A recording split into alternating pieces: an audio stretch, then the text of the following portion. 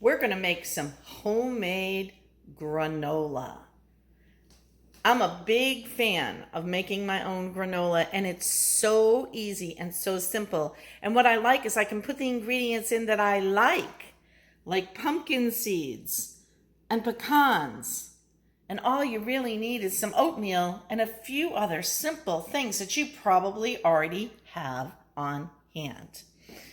Make sure you have some parchment paper and a bowl, some honey, some cinnamon, some vanilla, a little bit of olive oil or coconut oil, and some salt. That's all you really need to make this homemade granola. To make a granola, preheat your oven to 350 degrees.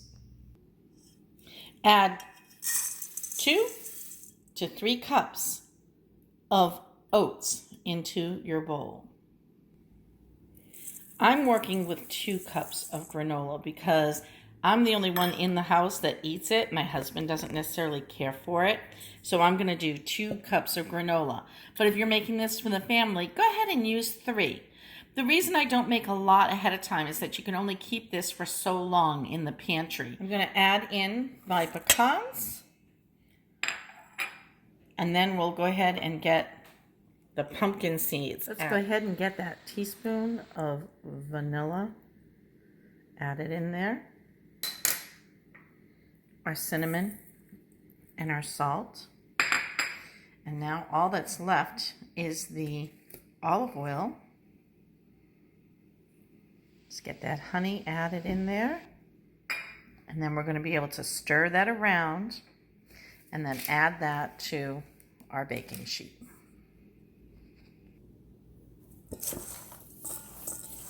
Now we're going to mix this all up. Make sure we're happy with our consistency. If we want it to be a little stickier, we can add a little bit more honey.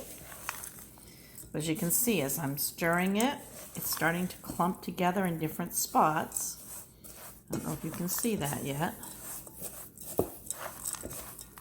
See that we got a nice big clump there. I know that that one's got some, see how it's clumping together? I know it's got the honey mixed in there mostly.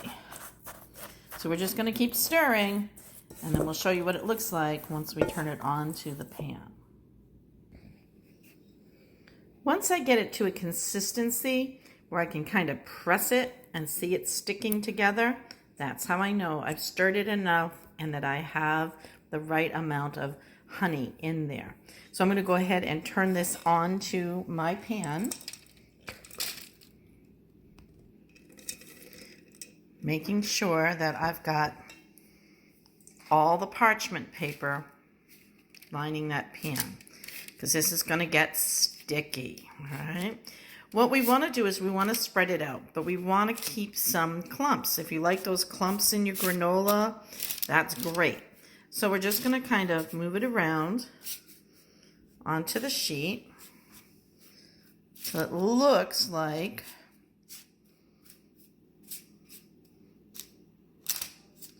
how we want it to bake. And we're going to bake this for 20 minutes at that 350 degrees. The more I spread out, the more toasted it's going to be. But the more I spread out, the less clumps I will have in my granola.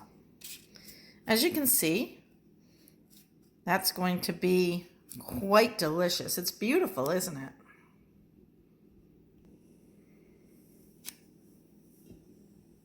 Now, if you are into budget busters, right? If you're on our site and you're looking at ways to reduce your family's budget, compare the ingredients that we just showed you in cost and the amounts that we used to what you paid for in the grocery store for a box of granola. This is much better. You know the ingredients that went into it, right? You know what you put into it. Doesn't have all those preservatives and all that added junk in there from a health perspective.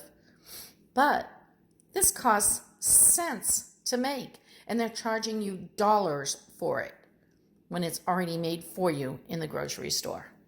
So again, you could add the kinds of things you like into this. That's exactly what I did. I love the crunch of the pumpkin seeds and the pecans, but maybe you like coconut flake, maybe you like chocolate chip. You could go ahead and add any of those things to your granola. I don't advise adding the chocolate chip now. If you wanted to do that, I would toss those in later. More than halfway through, make sure you're moving your granola around the pan so it doesn't stick together or burn. But doesn't that look lovely so far? We're going to let it go for about 4 more minutes. Have it.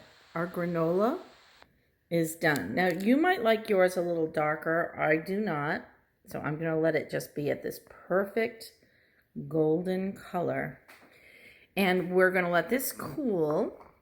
And what we will do after it's cooled is we will move it into a mason jar like this.